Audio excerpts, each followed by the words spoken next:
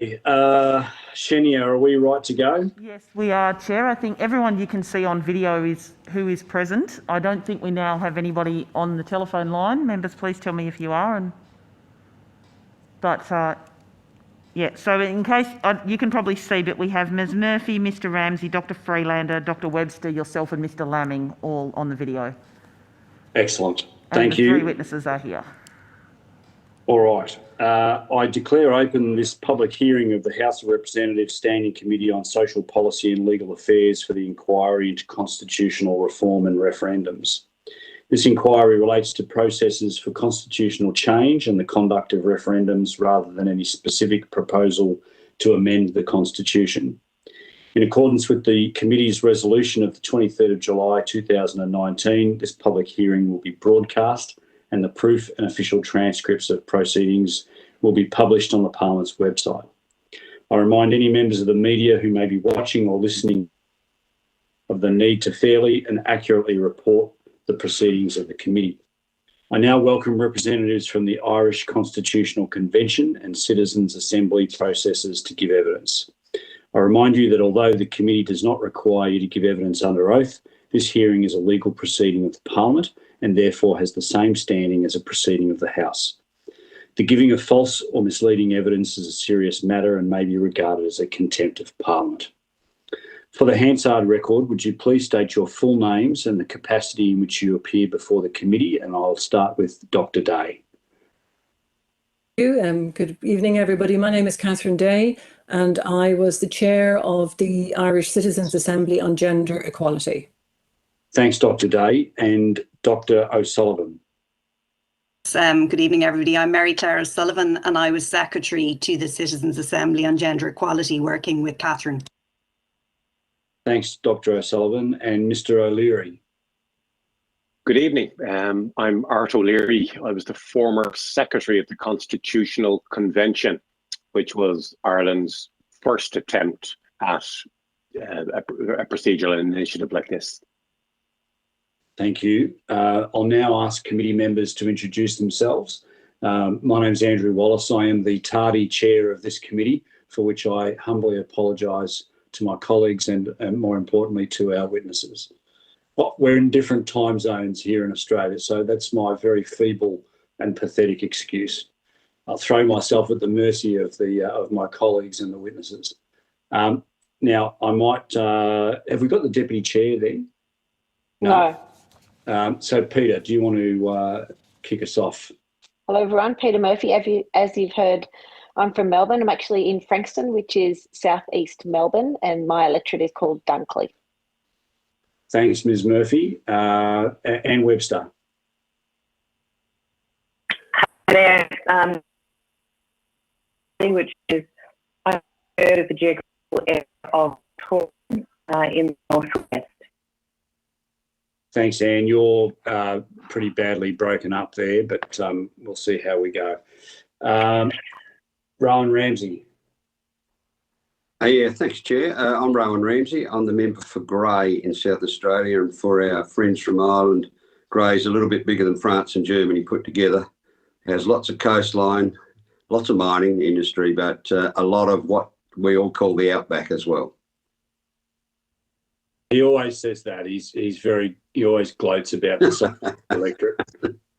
Dr. Freelander. Hi, I'm Mike Freelander. I'm the member for Macarthur, which is in southwest Sydney. Previously sort of farming area, which is now pretty rapidly becoming a dormitory suburb for Sydney. Both my wife's parents are of Irish origin, from Cork. Thanks, Dr. Freelander. And lastly, we have lots of doctors on this video conference tonight. Dr. Lamming. Thanks very much. Yeah, Andrew Lamming. So, member for Bowman, the island's off Brisbane, and due to bad internet connection, it'll just be a voice connection tonight, but great to be with you. Thanks, Dr. Lamming. Now, to minimise disruptions to the hearing, I remind members and the witnesses to please use a headset if you have one, and mute your microphones when you're not speaking. If you are disconnected, please reconnect using the details you've been provided with. Now, I'm going to invite our guests to all of you, or to, if you have a spokesperson between the three of you, to give a short opening statement if you wish before we proceed to a general discussion. Over to you. Thank you, Chairman. I might begin because the story starts with me, and perhaps we might spend about 10 minutes just telling the story of Ireland and citizens' assemblies, and then my colleagues Catherine and Mary Claire will take over after about 5 minutes. Former secretary to the Constitutional Convention, it was a very interesting experience because this had never been done before in this country. Following the election in 2011, the programme for government decided to establish a Constitutional Convention to look at issues which it wasn't possible to reach political agreement on, or issues which the government felt merited further consideration. It happened to be that the Constitution was 75 years old at the time as well, so it probably merited a review at that point. It was actually 10 years ago this month that I started work on the Constitutional Convention, and it still surprises me that I'm still talking about it. I mean, there is worldwide interest in the Irish experience because it does appear as if the Ireland's success in conducting these forums, which provide a safe and respectful environment in which people can have a conversation about sometimes divisive issues, have been interesting to other countries who are in a similar position. Particularly, I mean, we can talk about our experience with the marriage equality referendum and also the abortion referendum, two issues which have been very difficult and very divisive over many, many decades, which successfully went from a discussion in the Citizens' Assembly Forum to a successful referendum. But just to bring us back to 2011, the government, as I said, decided to create this new forum, and for the first time in the world, it was decided to have a mix of both citizen members, ordinary members of the public, and politicians. So we had 66 citizens, 33 politicians, and an independent chair. They had 12 meetings, weekend meetings over 14 months to consider 10 separate issues, and they made 38 recommendations. So I'm just going to briefly talk about some of the challenges as some of the success, and I'm happy to take any questions you have on particular areas of interest. One of the biggest challenges, obviously, was the recruitment of members, the 66 citizen members, because if you can imagine, I mean, this forum was of great interest to within the political bubble, but in the public at large. I mean, they got a knock on the door from a polling company saying, listen, we have a wonderful opportunity for you. You can spend 10 weekends next year in a room with 99 other people looking at some issues which are of importance to the government for no money. So it was very difficult for us to recruit members because the representative nature of the group is probably the most important thing about to get right initially when you're setting up a body like this. The members were randomly selected and representative of society. So in the 66, we had 33 men and 33 women and 11 people from Munster and 14 between the age of 22 and 45, etc., etc. So you may want to probe a little further on that. I understand that the couple of citizens' assemblies have been created in Australia. You do the recruitment in a very different way, and I'm very interested in that because I think you might have got that particular thing right.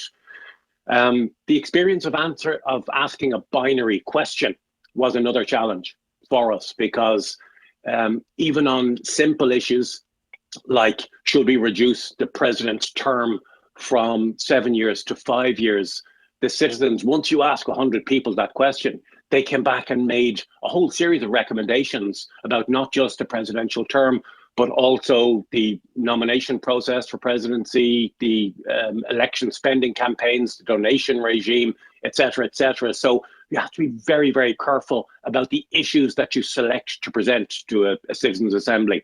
Scotland had great difficulty when they did this a couple of years ago, when their big question was, what kind of Scotland do you want in?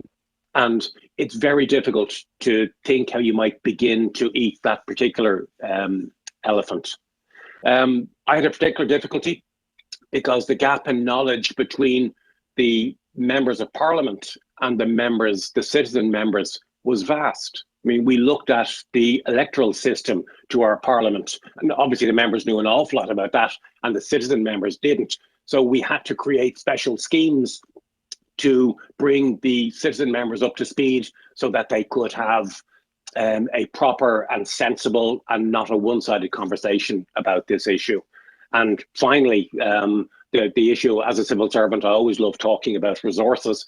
So resources were a problem. We ran the first constitutional convention in the middle of the financial crisis in this country, where the state was rooting around the sofa looking for coins to pay our teachers and nurses and keep the lights on in the country. And we also had to try and run this constitutional convention on a shoestring.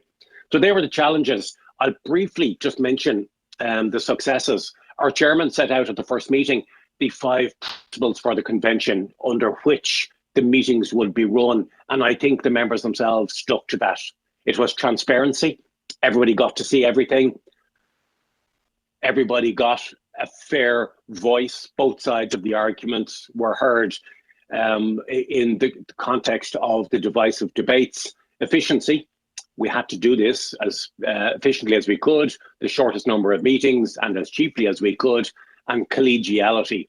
And I mentioned collegiality particularly because the members weren't being paid to come and do this particular initiative. So we had to make them want to come again. So we made them welcome. We treated them like kings and queens as they were, because they were giving of their own time. And we tried to create a family atmosphere for the 100 people. So our weekends turned into like an Irish wedding, basically, you know, where everybody got together. We had suspicion and tension at the first meeting to hugs and kisses and tears at the final meeting. The structure of and the architecture of the weekend was very important. We had to balance, achieve a fine balance of presentations by experts, by advocates for and against. At least 50% of the time was spent in discussion amongst the members themselves rather than listening and then voting on this particular issue as well. And finally, I would say, you know, the proof of the pudding for this is that following the Constitutional Convention, we did have referendums on marriage equality, the removal of blasphemy from the Constitution, and the age of candidacy for the presidency, as well as a number of changes to the law. So this process worked from our perspective. Thank you. Thanks, I will Mr. now O'Leary. continue Thank the you very story. much. I will yes, continue this. Dr. Day, yes, you keep going. Thank you. So Art has described the difficulty of being the pioneer and setting up the first assembly. The two which followed, which I'm going to talk about, benefited obviously enormously from that experience. So in 2016, when we had a change of government, the new government committed to continuing the process of deliberative democracy and announced that it would have a new citizens' assembly that would look at quite a number of things. And as Art has said, Ireland's experience of this kind of participative democracy has shown that it is helpful, at least in our context, to dealing with difficult issues. So one of the most sensitive issues at the time in Ireland was the issue of abortion, because 20 years prior to the Citizens' Assembly, which looked at it, we had actually voted in a referendum to put impediments to abortion into our constitution. So this was about undoing something fairly recent in our constitution. That assembly also looked at other things very topically today, like climate change and ageing. But in difference to the first assembly on the Constitutional Convention, it was decided then that the assembly would be made up only of citizens and that the politicians would no longer participate. Both the first and second assembly did result in clear recommendations to make changes to our constitution. And at the time when the second assembly finished, first of all, I think the media and commentators were very surprised by the outcome. And there was a tendency in the media to say, oh, this is the liberal urban elite, this is not really reflective of Ireland today. But very, very interestingly, I think, when you compare the votes that were cast for abortion or liberalising the laws on abortion in the Assembly and those that were then cast in the subsequent referendum, they were very close. So I think it's a good demonstration that the process of deliberative democracy actually got closer to the mood of the country than perhaps opinion polls or focus groups or any other ways of trying to test the temperature of the population. The most recent assembly that Mary Claire and I were involved in was established in 2019 to look at the issue of gender equality. And we can talk about the outcome of all of that later on if that's of interest. We built on the experience of the previous assemblies, of course, and again, we only had citizen members.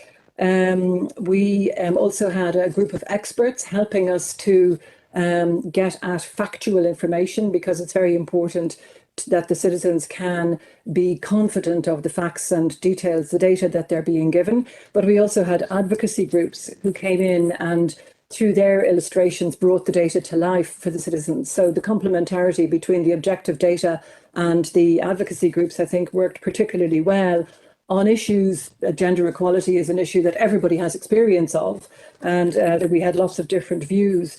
We also got a fairly detailed list of the issues that we should examine from the two houses of the Irish Parliament.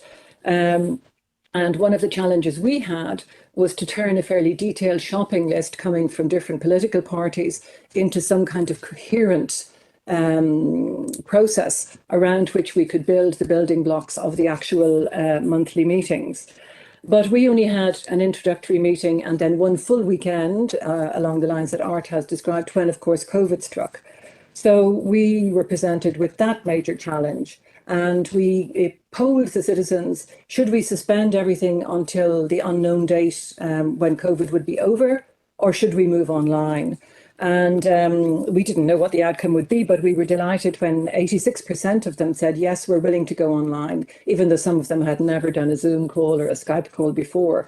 So we had to give them quite a bit of technical assistance on that. But I must say, thanks to them, the move really worked. Now, Mary Claire and her colleagues were fantastic in talking to other countries which had worked online. And we also spoke to some of the universities about distance learning that everybody suddenly had to move to. So all of that gave us some very helpful tips.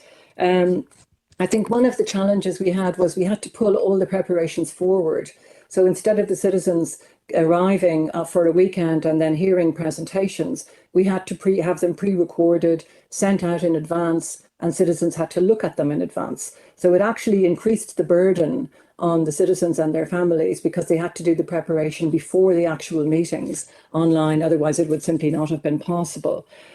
We also circulated the ballot papers online. We did the voting online. And, you know, thanks to a lot of good cooperation from everybody, everything worked. Now, I do have to say that the members would have preferred to meet in person. I think that's very Irish. We like to meet and engage. And I think certainly on sensitive topics like abortion, had we had one of those, it would have been more difficult to do it online, because I understand from the people who ran the one which took care of that issue, that there were a lot of late night discussions in the bar and over lunch and breakfast, things that we couldn't actually manage to manufacture online. But our citizens did manage to bond through Zoom. And we finished our work in June, but I know that over 1/3 of them are still in touch on a WhatsApp group. So, you know, even online, you can create the feeling of a community.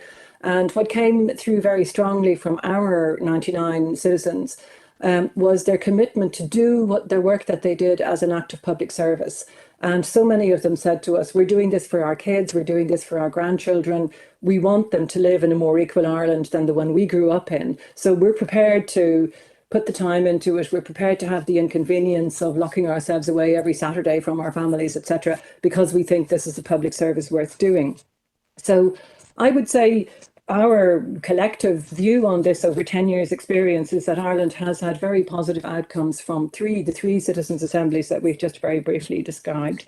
It has helped to resolve or to move along difficult social issues.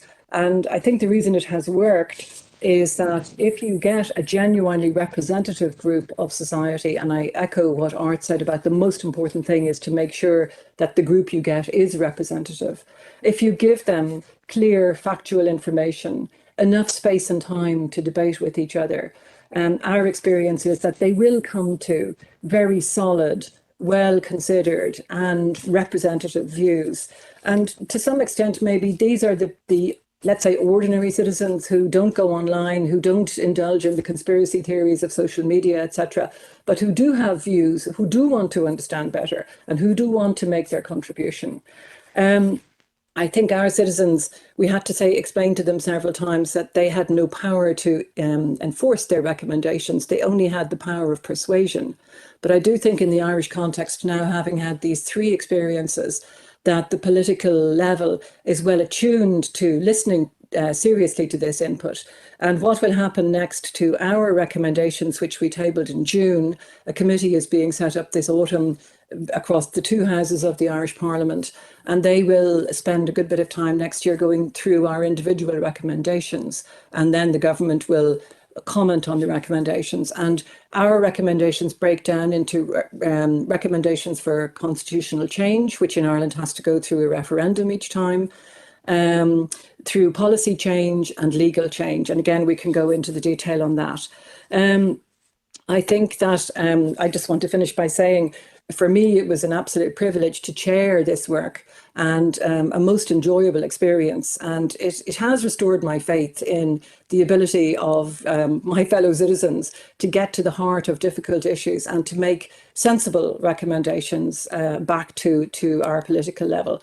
And perhaps one final thing, our members did take the relatively unusual step of voting by a large majority to send the message back to government that they were prepared to pay higher taxes if their recommendations were taken up by government and implemented. And as elected representatives, you know, it's not every day that the citizens say that. So just to underline, let's say, the seriousness and the commitment that they put into their work and the fact that they do want to see an outcome from all the work that they did. So thanks very much for your interest. I could see all the Labor members smiling when you said that the people were prepared to pay higher taxes. It's quite unusual here too. So Mary Claire will come in on our discussion. We decided that we'd make our introduction relatively short and to give you time to ask questions. So Mary Claire will come in with all her experience as the discussion unfolds. Oh, okay, no problem. So you're right for us now to ask your questions? Mm-hmm. Okay. Can I just helicopter view back a bit? And what I would just like a little bit more explanation on is, so you had the Constitutional Convention, which then set up the citizen assemblies. Is that correct? Art, you can... Yeah, not quite. I mean, the three examples, we had a single constitutional convention, which was a mixture of citizens and politicians that was set up by both houses of parliament. And then subsequently, we had two citizens' assemblies, which were set up separately, again, by the two houses of parliament. So with the Constitutional Convention, you had 66 citizens and 33 politicians. And then you scrapped the politicians and just made it 99 citizens. Peter Murphy's laughing again. Why did you do that? Well, ultimately it was a decision of government, and I understand that in the government formation coalition talks in 2011, one of the government parties was particularly keen for politicians to be involved in the process. And I mean, the academics would have a very strong view on this, that it should only be made up of citizens. But I do think that because it was the first one to get politicians involved and to create that level of ownership, I think was important, because the first real citizens' assembly took place in British Columbia way back in the 1980s, and the real difficulty they had is that 150 citizens met over 2 years to look at the electoral system in British Columbia, And then they sent the report to the Parliament, which sat on a shelf because nobody understood where it came from, how it worked, etc., etc.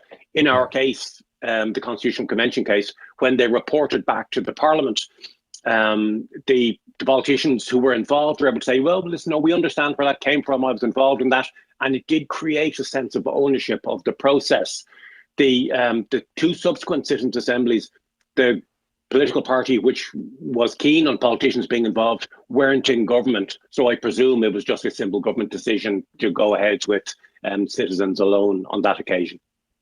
Because we've been supplied, you supplied us with an article called "The Effects of Mixed Membership in a Deliberative Forum," and that was written by David Farrell and a number of other people. But at page 4, it was talking about how the Canadian and Dutch models of their forums excluded citizens and was criticised for, excluded the politicians and was criticised for not achieving the outcomes that your model did, where you had both.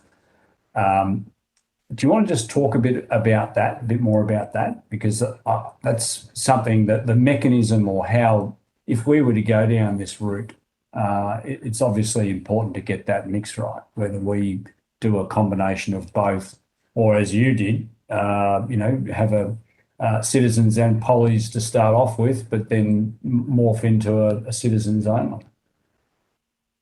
I can come in on that. I think what Art has explained, given that he was involved in the first one, it was important that there be political ownership or political recognition. But I think on the basis of the first one having been seen to be successful, the feeling also was that it should not mix the political and the citizenry, that the purpose was to get a strong readout from a representative group of citizens.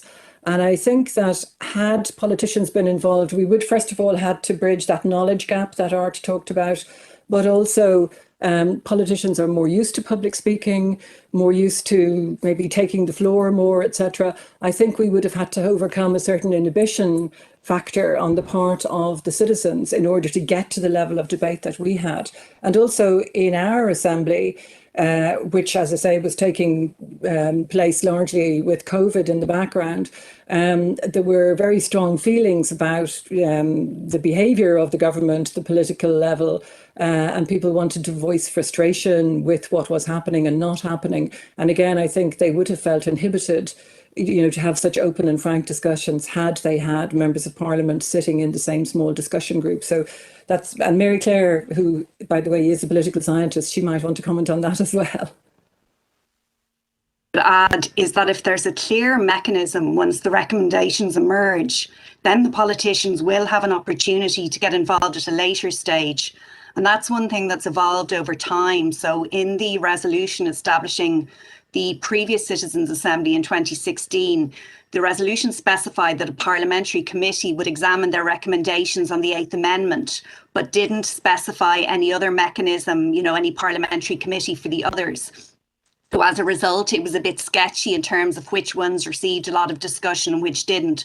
So the resolution establishing our assembly specified a very specific pathway. So in other words, once the members made their report, the report would then go to the Parliament, who would then establish a committee to look at the recommendations. So in that way, you can see, rather than a smaller group of the Parliament or politicians being involved and then subsequently, in a way, evaluating their own work again, they were having the opportunity, once the ideas were developed, to then debate and consider the recommendations. So it's a kind of, partly it could be seen as a sequencing issue, but I think a key thing is, and this stops the issue of the recommendation sitting on the shelf, as Art mentioned, if at the beginning of the process there's a clear pathway for when the Parliament or the politicians will get a chance to feed in and consider the recommendations.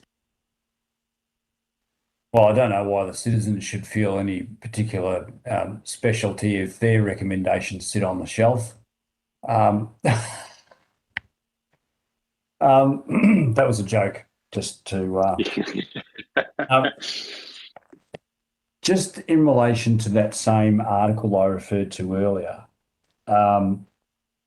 it talked about, and just picking up on something that you said, Dr. Day, that article found that there was no evidence of politicians in the citizens' assemblies, for want of a better term, throwing their weight around or stealing the show. It appears that the politicians let the citizens take control and the politicians didn't take charge. Sorry, you're on mute. Have politicians involved in the assembly. Mayor Clare and I were involved in, so the question didn't arise. But what we did have was professional facilitators in each of the small discussion groups, just to make sure that no one citizen dominated, because in any group of 100 people, you will get people who are more shy and more forward. And we wanted to ensure, as far as is humanly possible, equality of voice. So there are ways of dealing with those kind of issues, I think. Yeah, no, I meant the Constitutional Convention. I think, I mean, you hit on a really crucial point, and this is where, as you know, Chairman, strong chairing of meetings is often required to ensure this equality of voice. And there were a number of occasions where the chairman did intervene in open session to say, well, we've heard enough from the politicians now, we'd like to hear from some citizens, and encourage the citizens to get involved. But as the process evolved itself and as the year went on, the citizen members became much more confident and engaged very strongly, and the politicians were occasionally spoken to privately about this, the importance of allowing the citizens to have a voice and the equality of voice principle. But I would wholeheartedly endorse what Catherine has just said about strong facilitation at roundtable discussions, because the 100 people in a room were set up in 14 or 15 round tables, and we had 2 politicians and 4 citizens at every table. And it was very important that we had a facilitator and a note taker at every table who would be strong enough to say, well, listen, I'm sorry, Mr. or Mrs. Politician, you've had something to say. We'd now like to hear from our rural postman on the subject of the removal of the offence of blasphemy from the Constitution. So strong management of the discussion at individual tables is another key critical feature. All right, on that note, I'm going to stop talking and I'm going to hand over to the Deputy Chair. So much, Chair, and my apologies for being slightly late in joining you tonight. I'm not sure whether you might have covered this. I'm kind of interested in that essential ingredient in your view about, let's say, was it essential to have politicians involved in that initial constitutional change, a constitutional assembly, in order to set up the subsequent citizens' assemblies without politicians? Was that what enabled, because I am interested how the citizens had confidence that the politicians would listen afterwards. Except you have some very good examples of having some extremely successful outcomes, which is fantastic. This is not the lived experience in Australia, I have to say. So I'm interested how your citizens were confident in those latter assemblies, that their voice meant something, that it was going to be listened to. Well, I might speak about the first one first, and then maybe Catherine and Mary Clare might pick up about the subsequent ones. It wasn't the intention politically to create this sense of ownership, and that's why the politicians were involved in the first one. But in hindsight, looking back on it, I do think that the political system woke up to the value of the citizens' assemblies because of the success of it and how it worked, and again, the lived experience. The first couple of meetings were very difficult. I mean, I won't deny that, where the citizens were really very suspicious of the politicians. And this, I mean, at our first meeting where we all gathered together in a room, one politician took the microphone on 4 occasions to say how important it was that the citizens had a voice in this process. And there was tension and nervousness around that interaction. But as time went on, I mean, there's a very interesting chapter in the 9th report of the Constitutional Convention, which none of you will look up, but the Secretary to the committee, Mike, where the citizens speak about the role of the politicians and the respect that they grew to have for the members, because they realised that one, politicians know an awful lot of stuff about an awful lot of stuff. And secondly, how hard they worked. You know, they work all the time. So there was great collegiality as well. So in hindsight, it was very important part of the process, again, to establish the ownership. But was it necessary? Absolutely not. Done it with 99 citizens.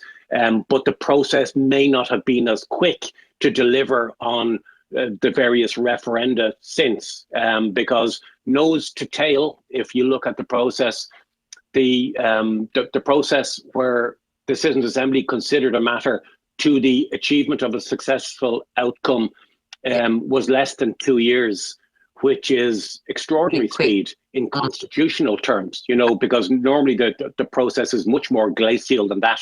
And I think having the politicians involved from the outset probably helped in that regard. Yeah. I think in the subsequent ones, perhaps the assemblies were seen initially as a way of kicking into touch some difficult issues on which the politicians were divided inside their own parties.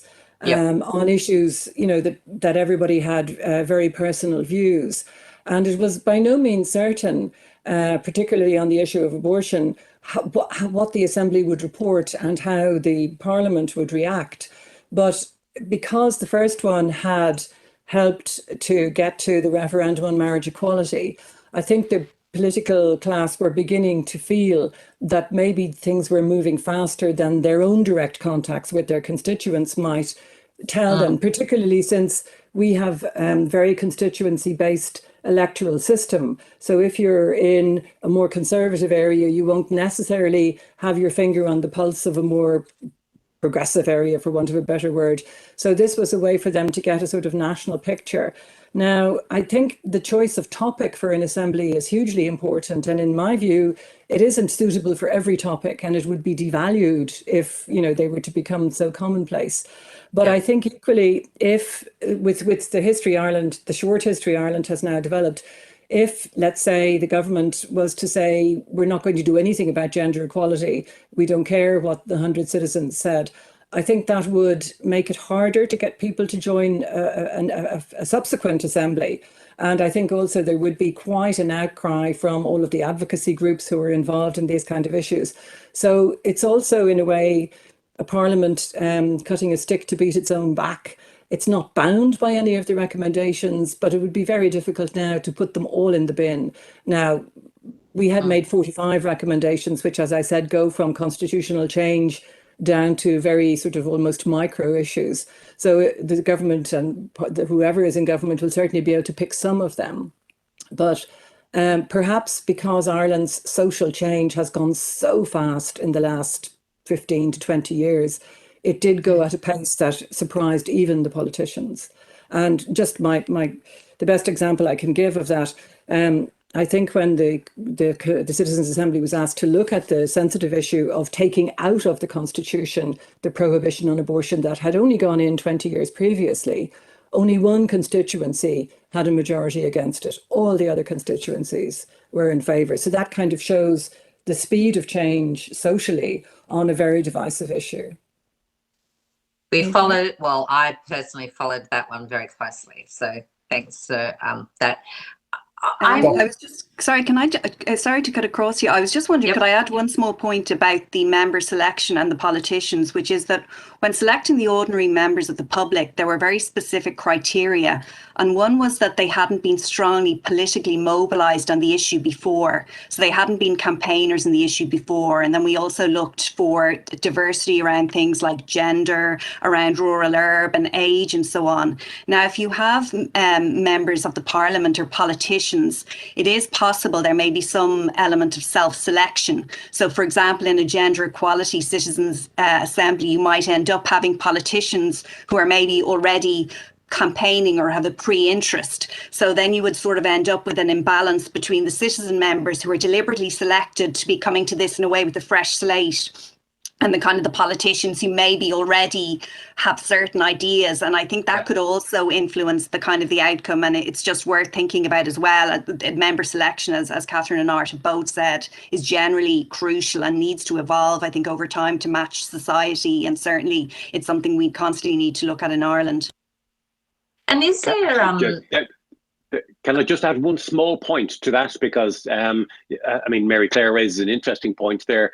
It was interesting that we had 33 politicians, obviously, and 30 of them were given free votes by their own political parties to vote in whatever way they wished in order to, so they could hear the evidence and then vote. They weren't obliged to stick to party policy on any of these cases.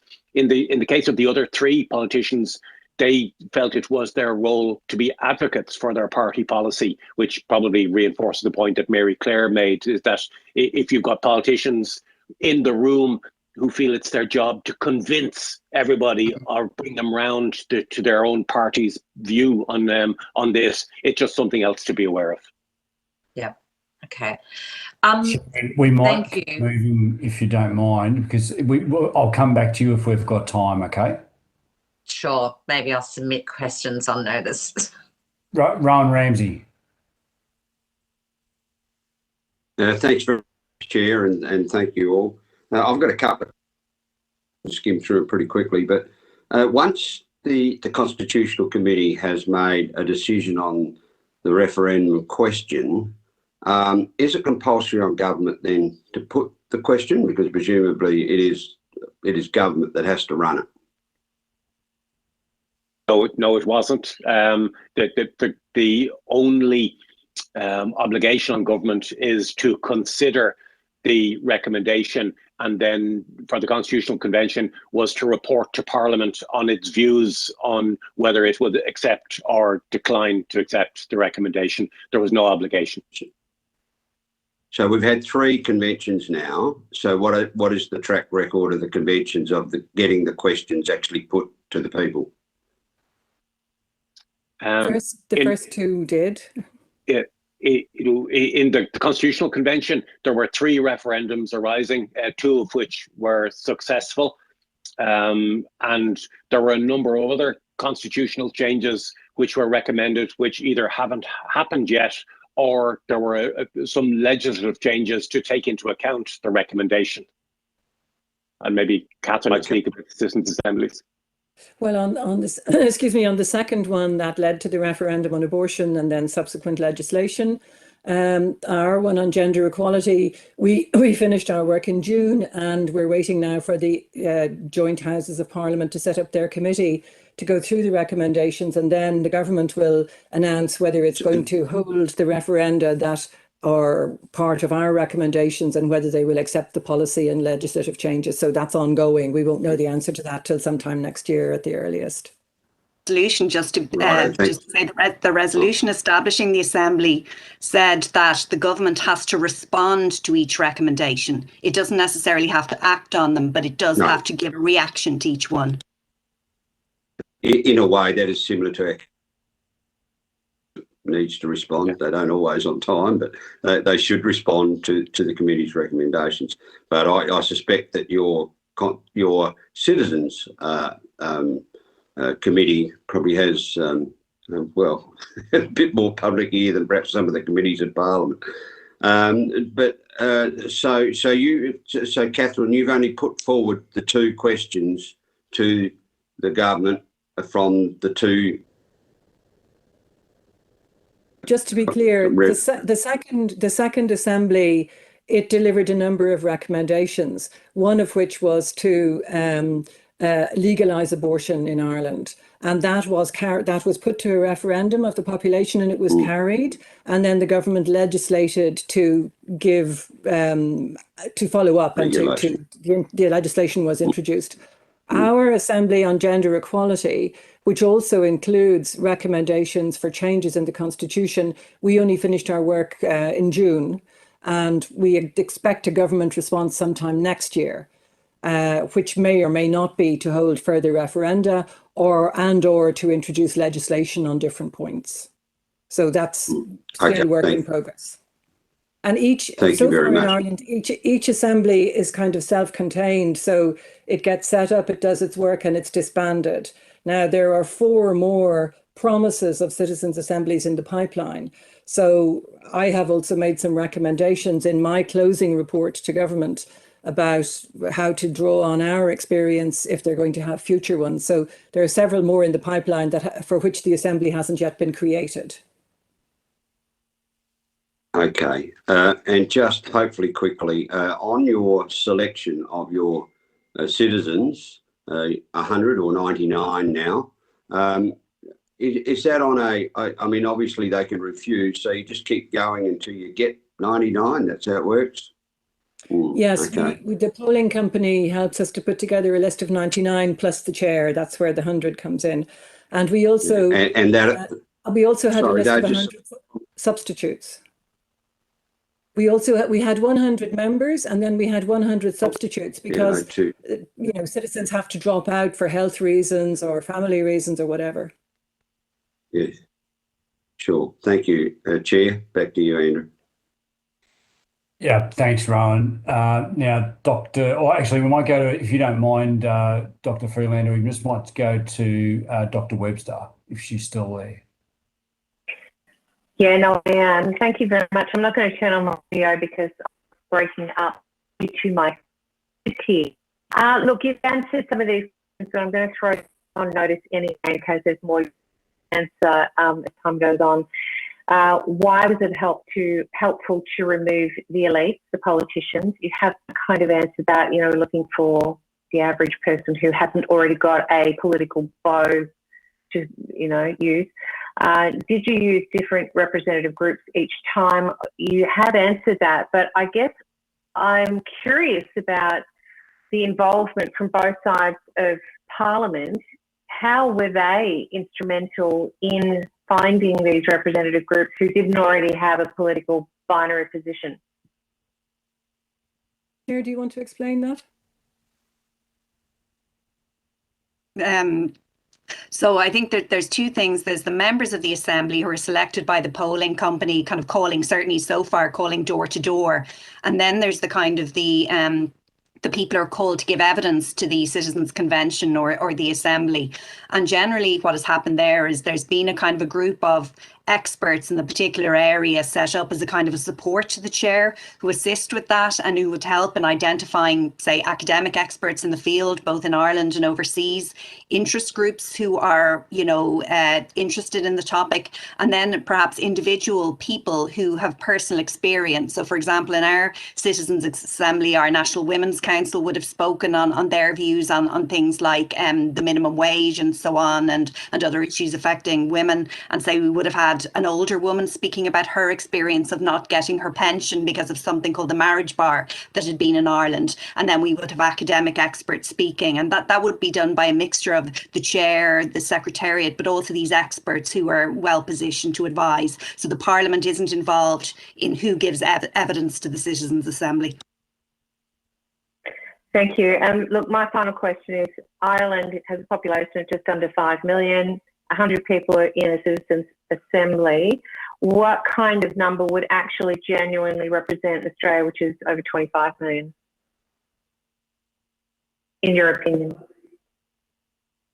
I think we had a statistician helping us in evaluating the tenders for our member selection, and I can't remember the figure, but I think he said we would need something like over 2,000 Irish citizens to represent only the Irish population. So and he made, actually joking aside, he made the important point that it is never going to be possible to have an assembly that's statistically representative of the population. Your cells, if you start to get into that, your cells would get so small. So it's kind of a broad representativeness, and you can aim to have certain characteristics represented as much as possible. But I think, we could never aspire to have something that would be a statistical ideal model of the population that just it's not possible to achieve within the model that we run. Yeah, look, and just final, happy to put it on notice. And yeah, I might get you to put that on notice. I'm sorry. And it's my fault That's because fine. I was late and I'm very apologetic for that. But I do want to go to Mike Freelander. Oh, thanks very much, Chair, and thanks once again for giving us your time. For all of you, it's been very valuable. A very quick question teasing out, once the citizens' assemblies have made their recommendations to the Parliament, are these publicly made available, or is this up to the Parliament then to filter them? And once the Parliament has decided on action, is any effort then put into informing the wider Irish community about the recommendations? Basically, it's all public. So all of our work is available on the website, you know, all the presentations made to the citizens, how they discussed in plenary session, etc., etc. And the work of the committees that will look at our recommendations is public, and of course the government response will be public. And I think then I would expect the advocacy groups who are supporting or against any of the recommendations that the government decides to take up, they will also be very vocal in the media. So it's very much carried out in public.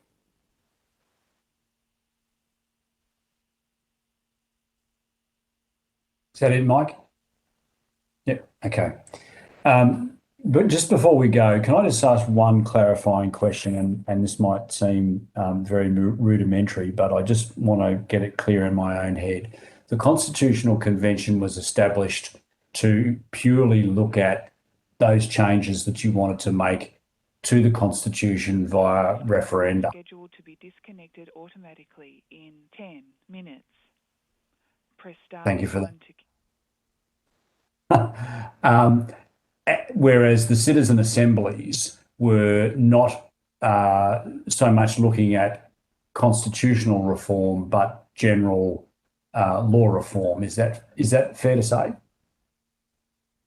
Not quite. Now, substantially, yes. I mean, the majority of the issues were constitutional in nature that the Constitutional Convention looked at, but they also looked at other issues, some things like the role of women in politics and things like voting age, etc., things which were in the political sphere, but they weren't necessarily constitutional. But the vast majority of them were suggestions about referendums change to the Constitution itself.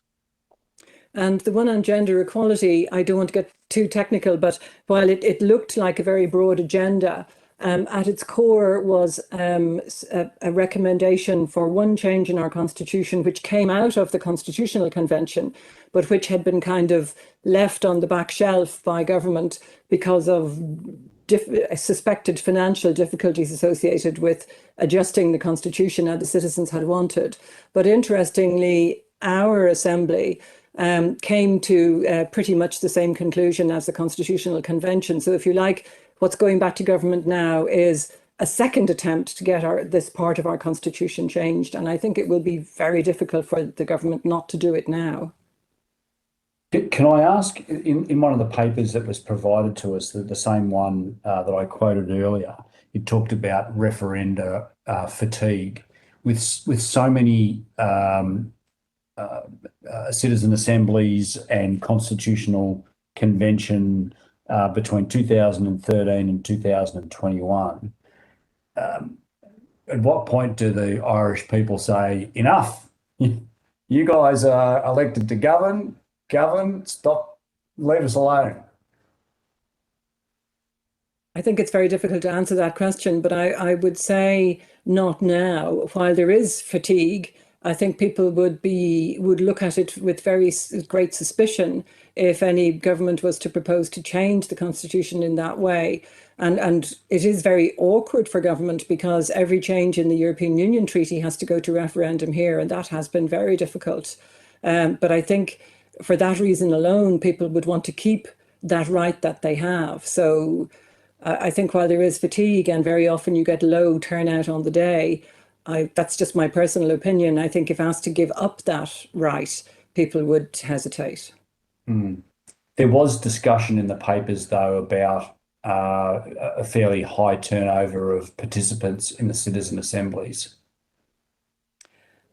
Fairly high, yes. I mean, as I explained briefly, we had a substitute list based on the experience of the previous ones, because real life intervenes. People get sick, people move job, they discover that they don't have the time that they thought they would make available. We had, was it 39 replacements in the course of 18 months, Mary Claire? 57, I think it was. Something along those lines. I think we had about 60 continuous members. And also we had the move online and a bit of a gap due to COVID, which may have inflated the turnover a little bit. Yeah, I thought it was 57, but... For the first one, the Constitutional Convention, which was probably went on longer than the others as well.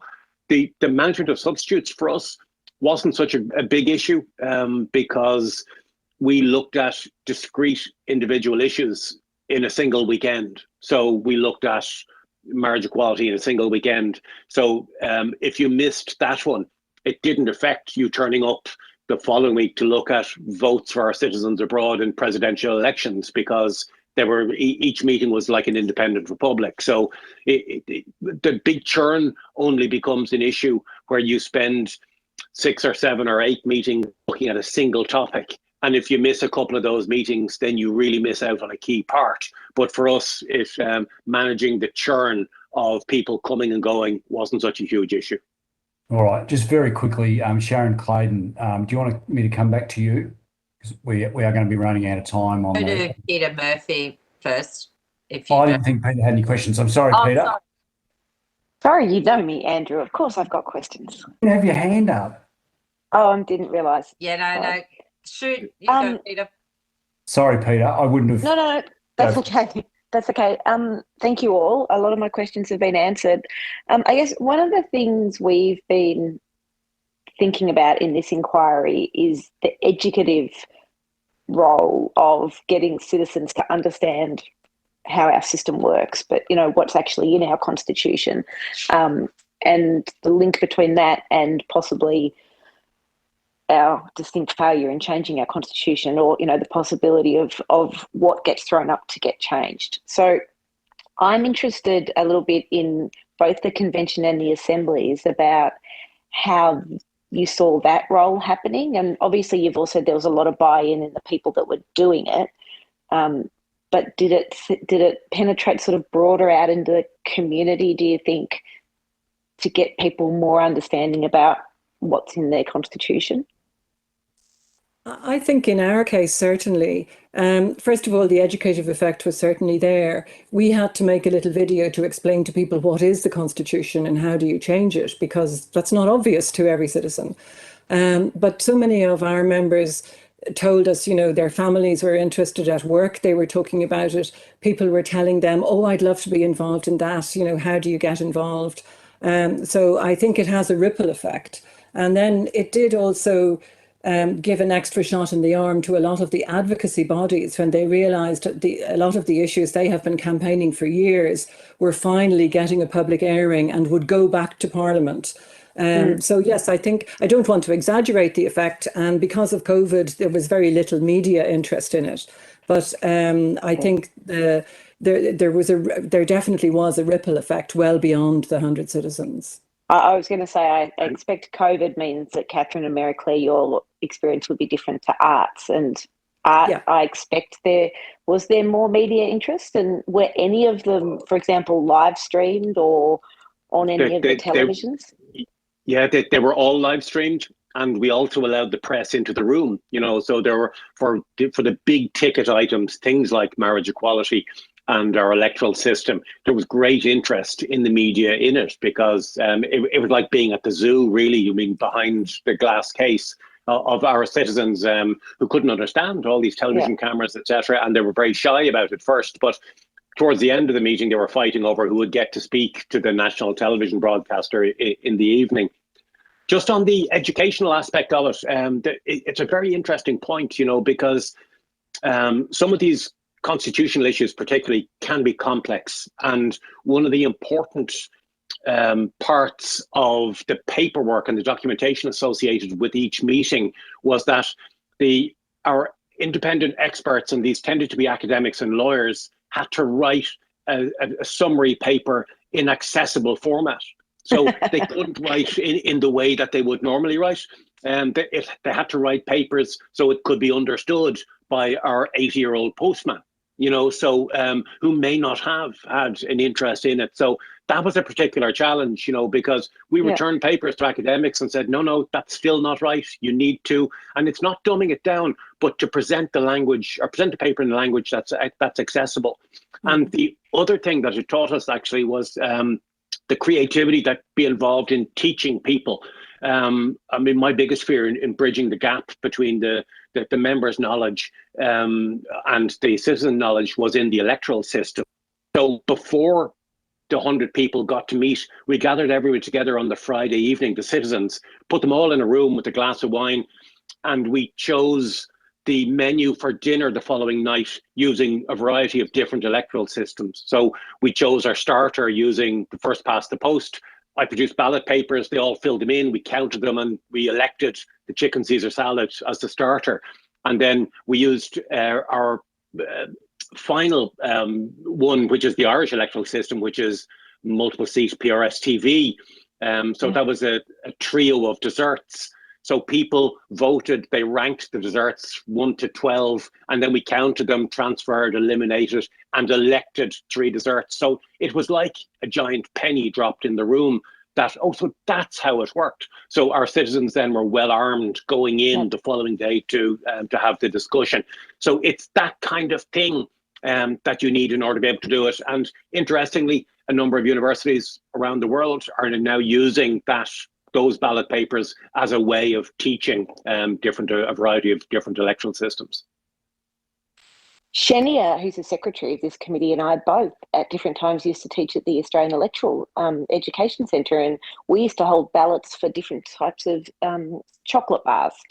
So I know what you're talking about. Yeah. So Art, I apologise, I should know this, but was the Constitutional Convention, were the people asked to look at what should be changed, as a preliminary conversation, or were the sections of the Constitution to be reviewed somehow previously selected by the referral from Parliament? Yeah, the referral from Parliament dictated the vast majority of it. Basically, these were issues that came from the coalition parties creating a programme for government. Here's some issues we'd like to have a closer look at. But the terms of reference did allow the Constitutional Convention to pick 2 other items themselves. At the end, when you're finished doing our work, you can pick some things that you'd like to look at yourself. And the citizens themselves, or the members themselves, chose the inclusion of economic, social, cultural rights in the Constitution, and also the reform of parliamentary procedure.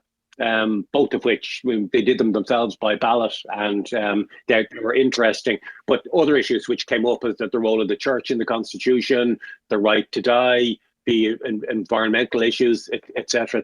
But it created a big long wish list of things that the citizens themselves felt should be looked at.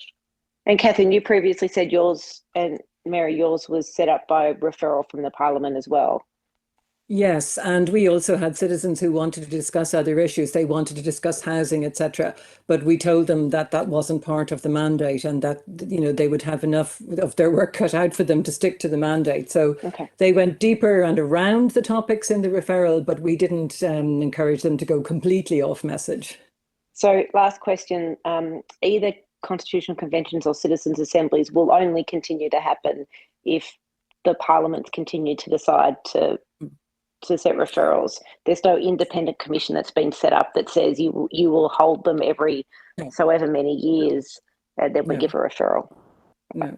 There are movements to have kind of get a million signatures and then you can hold one. But I think if they don't come with the mandate from Parliament, it will be much harder to get the airtime in Parliament to actually follow up afterwards. I think the political leadership is very important here. Thank you. I should stop now because I don't want to hold everyone up all night, but thank you. It's very interesting. Can I just ask a follow-up to that question? Do either three of you see any problem with having a what's been suggested to the committee previously is having a constitutional convention every 2 years or 5 years or 10 years? I mean, I think the shorter periods, everybody will have that sort of fatigue we talked about earlier, but having a regular program of revisiting things. You don't have that, you've just said. Do you see any problem with having that? It would become too routine. As I said, I think the choice of topic is very important. So there may not be a topic on which it's appropriate to get the citizens involved on a regular basis. That's my own feeling. And I think there is a danger in Ireland of it becoming a device. You know, we used to have, let's have a report on this or let's have a committee on that. Now the mood music is let's have a citizens' assembly. But I think that will devalue the currency. For me, it should really be an important issue on which the citizens want to be engaged and need to have a channel. So I would say the regularity would probably kill it or reduce it to something much more mundane. That's a really good point then. So what's the trigger? I think it has to, well, in our case, it was difficult social issues that nobody knew the way forward and you know, having some trust in the citizens to get the information and then give you good sense guidance. That has worked. And I think, you know, on gender equality, there still is a lot of completion to be done in Ireland. So I think it fell into that category. We will see on forthcoming issues whether we get the same outcome and the same engagement. So it's still an experiment. It's only been 10 years at work. And maybe the fact that we're going to have some more will actually either confirm or lead us to adapt the experiment. I agree entirely. I mean, the issue is everything. I mean, you might ask a citizens' assembly if the state should use nuclear power as an energy source, but you wouldn't dream of asking citizens' assembly to design you a nuclear power station. So using the Scottish example, to go back to that, what kind of Scotland do you want to live in? These are difficult questions. So you have to have, I mean, the setting up of a citizens' assembly should always be driven by the issue which needs to be considered. And Dr. O'Sullivan? To what Catherine and Art said, I think that in some way as well, the participants, going back to what Art said, need to feel special in some level. So if they feel as if they're just kind of a conveyor belt going through a very routine process, it may become, maybe less attractive to participate. But I think there's, in the reports, there's good comments about what are suitable topics. I mean, climate change, for example, has been done in a lot of countries, probably because it's seen as a societal challenge that everybody needs to buy into. And there's other kind of features as well that probably lend themselves to being picked as topics. All right. Well, that was very, very helpful to me, and I'm sure it was to my colleagues. Thank you so much, and I do profusely apologise for being late. Thank you again for your attendance at today's hearing. You will be sent a copy of the transcript of your evidence. I think the Deputy Chair had some questions that she wanted to put on notice, so the Secretariat will send them through, and I invite any of my colleagues to do likewise. If you could do that, say, certainly by the end of this week, colleagues, if you could get those questions into the Secretariat. Does that time work? Shania? Yep. That's a thumbs up. Okay, thank you. And you will get, say, 2 weeks to respond, if you wouldn't mind responding to those questions. Thank you. So thank you again for your time, and I'll now close the meeting. Thanks again.